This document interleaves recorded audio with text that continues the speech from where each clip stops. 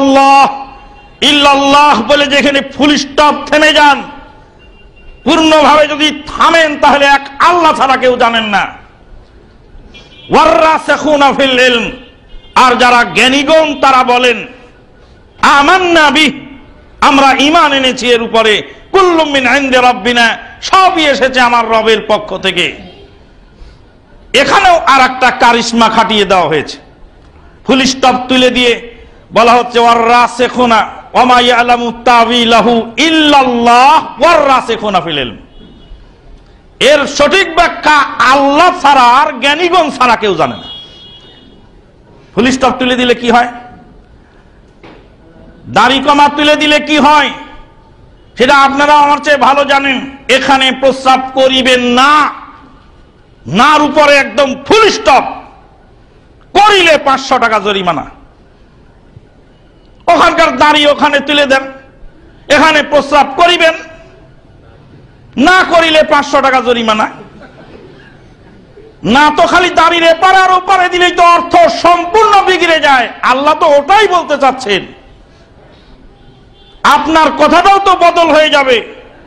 আপনি বললেন এখানে প্রস্রাব করিবেন, এখানে গাড়ি রাখিবেন না, রাখিলে 500 টাকা জরিমানা। আপনি ওখানে মুছে ফেলেন, এখানে গাড়ি রাখিবেন না, রাখিলে 500 টাকা জরিমানা। ওয়া মা ইয়ালামু তাওয়িলাহু ইল্লাল্লাহ, কোরআন খোলেন দেখেন ওয়াকফে লাজেম। গ্রামের কারি সাহেবকে জিজ্ঞেস করেন ওয়াকফে লাজেম মানে কি। ওয়াকফে লাজেম মানে ওখানে ফুল স্টপ, থেমে যেতে হবে, আর সামনে আগানো যাবে না। ওয়া মা ইয়ালামু তাওয়িলাহু ইল্লাল্লাহ, এর সঠিক ব্যাখ্যা এক আল্লাহ ছাড়া পৃথিবীর কেউ জানেন না। ওয়াররাসিখুনা ফিল ইলম, আর যারা জ্ঞানী গুণী তারা বলেন আমান্না বিহি কুল্লুম মিন ইনদি রাব্বিনা ওয়া মা ইয়াযাক্কারু ইল্লা উলুল আলবাব, সবই এসেছে আল্লাহর পক্ষ থেকে, আমরা ঈমান আনলাম এগুলির উপর, বুঝি আর না বুঝি। এরপর আল্লাহ পাক বলছেন রব্বানা লা তুযিগ কুলুবানা বা'দা ইয হাদাইতানা, জ্ঞানীরা বলে রব্বানা লা তুযিগ কুলুবানা বা'দা ইয হাদাইতানা ওয়া হাব লানা মিন লাদুনকা রাহমাতান ইন্নাকা আনতাল ওয়াহ্হাব। রব্বানা লা তুযিগ কুলুবানা বা'দা ইয হাদাইতানা, হে আমার দয়াময়, হে আমার প্রভু। রব্বানা, হে আমার প্রভু, হে আমাদের প্রভু। লা তুযিগ কুলুবানা, আমাদের অন্তরকে বাঁকা করো না, বা'দা ইয হাদাইতানা, হেদায়েত গ্রহণ করার পরে।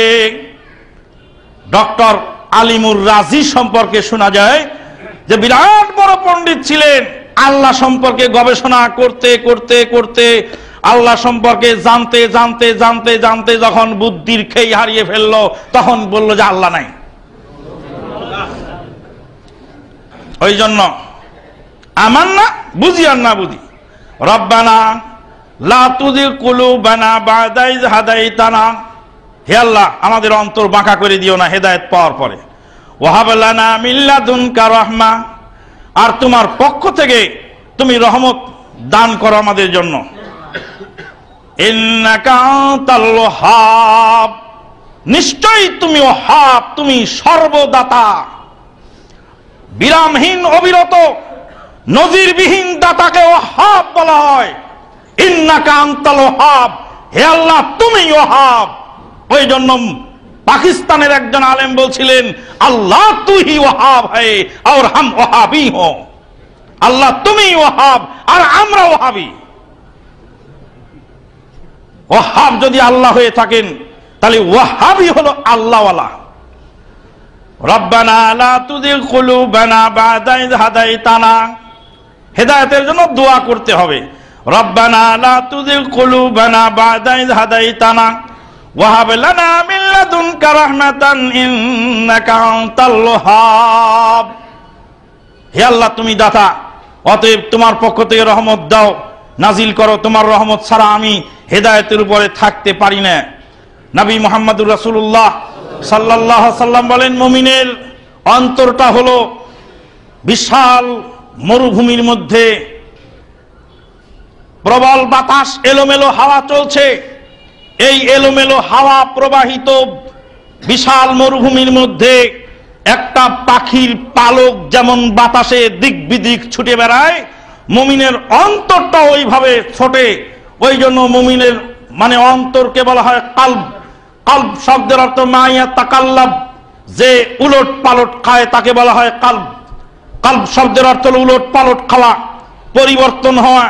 মানুষের মন পরিবর্তন হয়ে যায়, হঠাৎ করে শরতের আকাশের মতো মেঘ জমে যায় মনের মধ্যে, মন একদম দুঃখে ভরে যায়, আবার বৃষ্টি ঝরে যায়, চোখের পানি ঝরে ঝরে আবার দুঃখ কেটে যায়। আল্লাহু আকবার। মানুষের মন একবার চায় টাকাটা দান করে দেই, আবার মন পরিবর্তন হয়ে যায়, দেওয়ার পরেও আবার অনেকে ফিরিয়ে আনে। মানুষের মন ঘুরে যেতে কতক্ষণ, মানুষের মন ঘুরে। ওই জন্য আল্লাহ পাক বললেন, রব্বানা লা তুজিল কুলুবানা বাদা ইয হাদাইতানা, হে আল্লাহ, হেদায়েত পাওয়ার পরে আমার অন্তর যেন ঘুরে না যায়।